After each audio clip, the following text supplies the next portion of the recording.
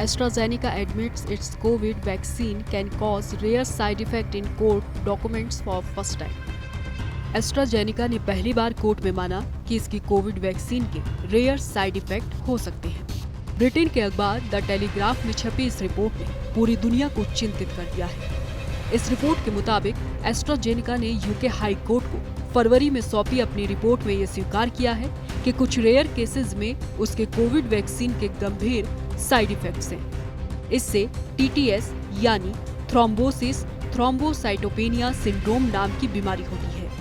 क्या है thrombosis thrombocytopenia syndrome, ये आपको बताएंगे, लेकिन उससे पहले जान लेते हैं कि क्यों ब्रिटिश कंपनी की ये वैक्सीन भारत में चर्चा का विषय बनी हुई है।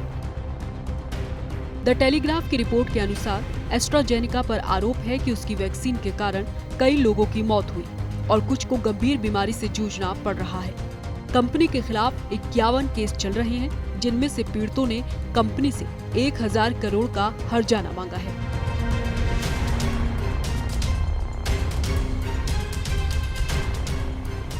ये पूरा विवाद तब सामने आया जब जेमी स्कॉट नाम के एक शख्स ने पिछले साल वैक्सीन बनाने वाली कंपनी के खिलाफ शिकायत दर्ज कराई। स्कॉट का आरोप था कि उन्होंने अप्रैल 2021 में एस्ट्राजेनिका की वैक्सीन का डोज लिया था, जिसके बाद उनके दिमाग में खून के थक्के जम गए और इंटरनल ब्लीडिंग के कारण उनकी हालत काफी ज्यादा बिगड़ गई।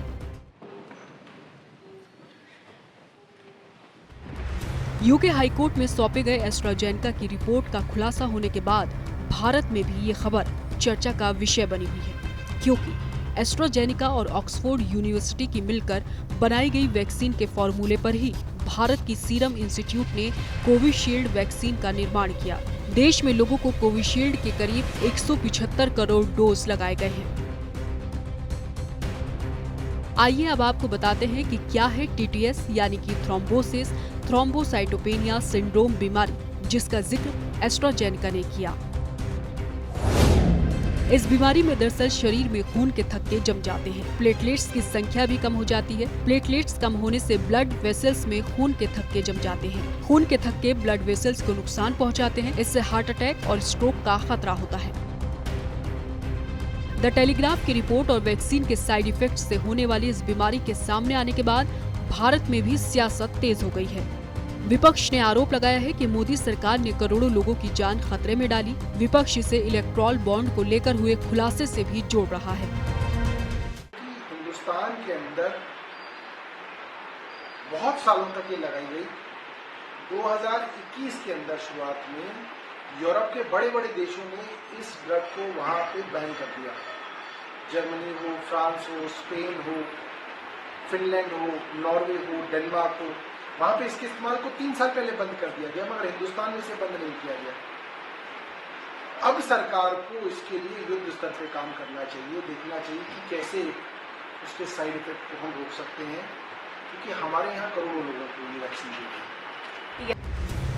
इस मामले में अभी सरकार और सीरम इंस्टीट्यूट की तरफ से प्रतिक्रिया का इंतजार है।